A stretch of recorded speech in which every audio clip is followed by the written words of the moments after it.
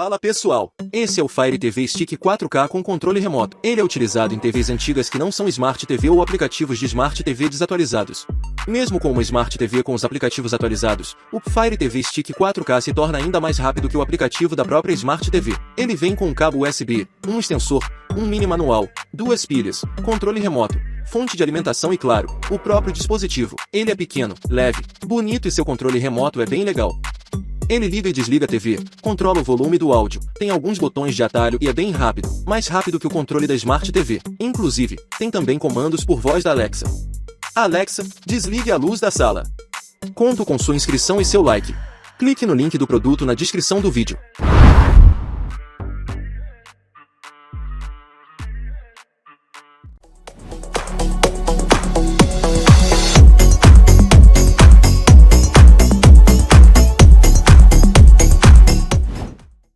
Deixa eu te perguntar sobre aprendizagem de comportamento agora, tá? A gente vai dar uma guinada aqui no tema, mas eu acho que isso é importante. Recentemente, aquele psicólogo Jordan Peterson, né, um cara famoso mundialmente, né, e ele estava criticando um sistema que eles mudaram nas escolas primárias canadenses, de retirar a competição.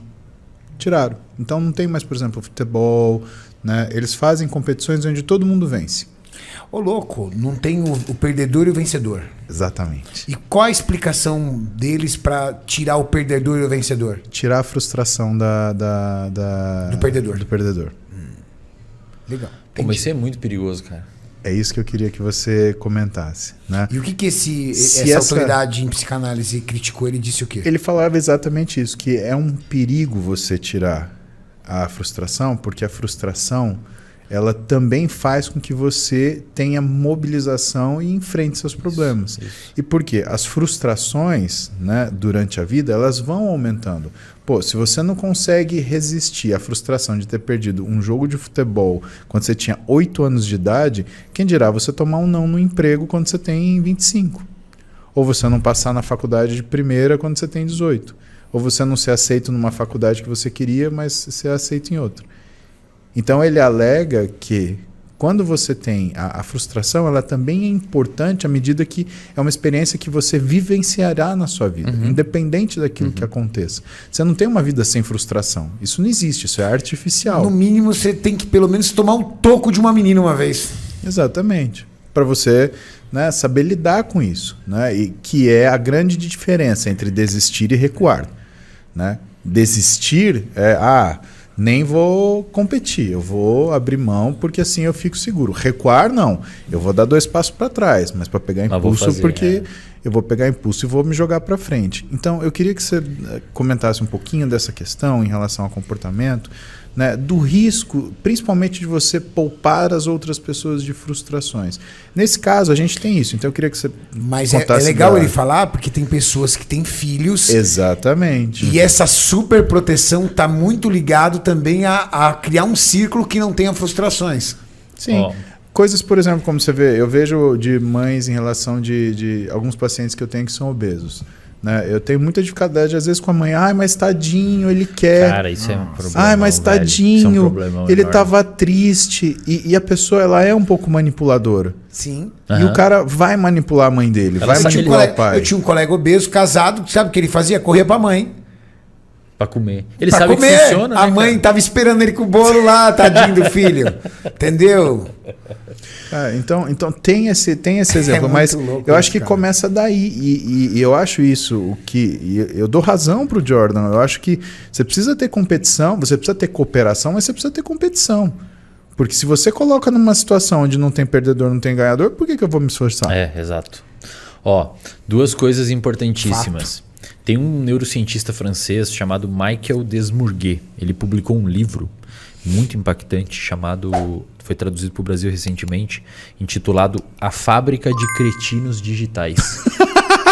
Caramba, velho. Conhecemos alguns. Não, mas ele fala que pela primeira vez na história as crianças de hoje vão ter um QI menor que os pais, cara. Ô, louco. Então foi sério? O Desmourguet que falou isso? Pela primeira vez na história. Vai baixar o QI? Vai. A primeira vez na história, a geração passada vai ser mais burra do que a que existe. Meu Deus. Deus. E por quê? Por causa das redes sociais. As redes sociais... Ninguém mais lê um livro, você só lê um... Não escreve, cara. Você não, Eu fico imaginando como é que é a letra dessa molecada, cara. E aí você vê, aí bota um texto maior, já ninguém lê. Aí ninguém quer postar mais texto grande porque ninguém curte. Aí virou um negócio muito superficial. Não, fora as abreviações das palavras, né, cara? Tem texto que eu vou ler ali, eu falo, caramba, cara. Tem abreviações que fica assim. O cara escreve um texto de 2 páginas em 3 parágrafos. E aí tem uma outra questão, respondendo essa pergunta do Muzi, olha que bacana. Tem um conceito chamado inoculação ao estresse. Inoculação é um processo que é realizado para fazer uma vacina. Você inativa o vírus, injeta o vírus em você, fragmentado, seu sistema imunológico cria um anticorpo, uma resistência a exposições àquele vírus no futuro. Os neurocientistas hoje têm demonstrado que você consegue vacinar o seu filho contra o estresse. Só que não é uma vacina que você toma. Você submete ao seu filho a pequenos estressores. Quando você faz isso quando você vai estudar isso, você percebe que ao pegar um organismo não muito velho, então uma criança / um adolescente, e submeter ele a pequenos estressores, na idade adulta, o eixo HPA, hipotálamo pituitário adrenal, que é o eixo de resposta ao estresse, você precisa dar um estímulo muito maior para ele responder. É como se o menino ficasse casca grossa? Isso. É a casca grossa fisiológica. Ele se vacinou contra o estresse. Deram pequenas doses de estresse quando pequeno e depois ele fica mais casca grossa. Só que em compensação, quando ele não tem essa dose, ele vira um mimizento. Isso. Aí qualquer coisa ativa muito cortisol.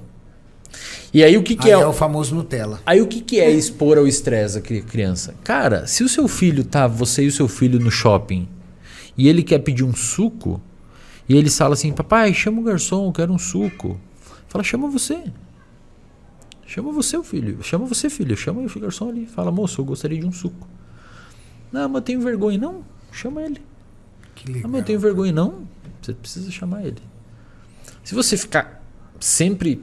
resolvendo tudo cara, pra ele. Aí a professora dá uma nota meio ruim, um 6, já liga lá e xinga a escola inteira, porque eu pago isso, como é que meu filho chegou em casa chorando? Velho, como assim, velho? Estuda um pouquinho mais, filho. Você tirou 6, agora tem que botar um pouquinho mais de esforço. Então, se você tira isso, cara, como é que você tira isso da criança? Como é que você vai modular o comportamento de uma criança para ela conseguir... a criança e o adolescente precisa... As pessoas às vezes me perguntam, hoje a gente tem mais depressão. Eu falo assim, na minha opinião, pelo que eu vejo da sociedade, o futuro vai ser um pouquinho complicado quando essa geração de hoje alcançar a idade adulta. Porque a gente vê um fenômeno generalizado de pessoas que você não pode, de uma certa forma, os professores hoje não podem dar uma apertada, os educadores não podem dar uma apertada porque tudo não pode, tudo é assim, tudo é assado. Você não pode falar, por exemplo, que se você acumular muita gordura visceral, você pode ficar doente, porque você está falando que você está julgando a pessoa pelo padrão do corpo dela. Não, a gente está falando que obesidade é uma doença, não que... Então, esse contexto de fragilização vai gerar um puta de um problema, cara. Já está gerando, na realidade. E... de certa forma, as crianças que no meio disso conseguirem ir ascendendo e criando casca, provavelmente no futuro serão aqueles que vão ter uma saúde mental melhor, vão conseguir aguentar um não no trabalho. Serão líderes. E olha que louco, o principal fator de risco para desenvolvimento de depressão que a gente tem descrito hoje pela neurociência é um cortisol alto de forma crônica. O estresse crônico é hoje o principal fator de risco para depressão. Pessoas com síndrome de Cushing, que tem algum tipo de tumor na pituitária, no hipotálamo ou na adrenal, pressionando e liberando cortisol o dia inteiro, que o cortisol não respeita o ciclo circadiano, até 70%, 80% dessas pessoas têm depressão. Na população normal é 8%. Então o cortisol alto aumenta muito a chance de você abrir um quadro de humor. E existe uma forma natural, comportamental, da pessoa baixar o cortisol? Exercício, dormir bem, se alimentar bem, o que a gente já sabe. Dar risada? Dar risada, ter momentos hedônicos, momentos de prazer hedônico, então curtir. Mas também você saber que você está fazendo a coisa certa. A minha sócia é muito séria, extremamente séria. E uma vez eu brinquei com ela, eu falei assim, cara, eu acho que você deveria ir, tipo, num teatro de vez em quando, assistir uma peça de teatro divertida, engraçada, porque você cria um ambiente sério, você dorme sério, acorda sério, dorme focado, acorda focado, assim, chega um momento que você começa a se estressar por tudo, assim, de vez em quando parece que ela tá pegando, dando choque, sabe? Mas é aquele momento, é aquela pessoa que não relaxa, né, do tipo... Calma, tá tudo bem. Tipo, de segunda a segunda, pilhada, assim, drenada. Mas você sabe que eu acho Com que 70 anos de idade, tá? Mas você sabe que eu acho que tem gente que precisa ser assim? A pessoa, ela provoca isso.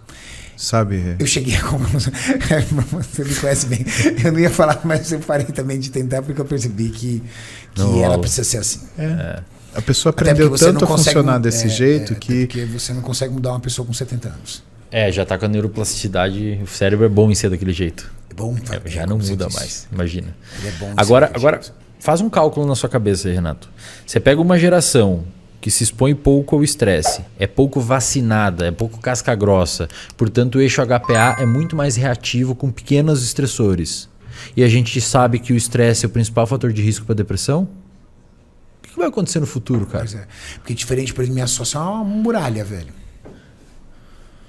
E aí, o que ele tá falando é inversamente proporcional. Uma pessoa frágil demais. Qualquer coisa, cara. Qualquer coisa. Nada abala a minha sócia. Ela chega na academia, a pessoa... Nada abala ela. É uma pessoa, é uma muralha. Só que, em compensação, essa geração é o contrário. É uma geração que, cara, dependendo do que a pessoa ouve, acabou a vida dela. Tipo... Chegou na academia, não passou o cartão, não pôde treinar, acabou a semana. Tipo, meu Deus, não gostam de mim, acabou. No trabalho, recebeu uma negativa do chefe, ou o chefe falou um pouquinho mais grosso. Cara, eu quero sair dessa empresa, não dá, essa empresa não dá Isso é assédio. Como é que vai sustentar, assédio, cara, a longo prazo? Caraca, meu. E aí com a internet e tudo, colocando ainda mais mimimi em tudo e colocando um monte de coisa, te multando com tudo. Gente, como é que vai ser essa geração no futuro, hein, cara? Então, na verdade, Será isso não vai durar. Você sabe que geração... Não vai durar, ou a indústria farmacêutica vai cada vez mais trabalhar em cima disso e vai trazendo mais medicamentos, mais tecnologia? É o que tem hoje, né? Só que se você for considerado, se você for considerar isso como normal, não vai ter gente para diagnosticar e a indústria farmacêutica operar sobre isso financeiramente. Perceba que o costume da sociedade ele modela também. Porque o pessoal que fala, isso é a como é que eles chamam? Big Industry, não. Big Pharma. Eles chamam de Big Pharma, né? Que seria o complô das indústrias farmacêuticas que envolve elas em desenvolver doença para que eles possam criar tratamento, né? Aquelas teorias conspiratórias. Mas, cara, é uma sociedade que determina o que é doença ou não. É verdade. Exato. Se a sociedade está doente, ninguém está doente. Percebe? Gostou desse corte? Se gostou, dê o seu like. Se você ainda não é inscrito no canal, inscreva-se. Aproveite para compartilhar esse e outros vídeos do canal, pois assim nos ajuda a trazer mais e mais vídeos. Contamos com você!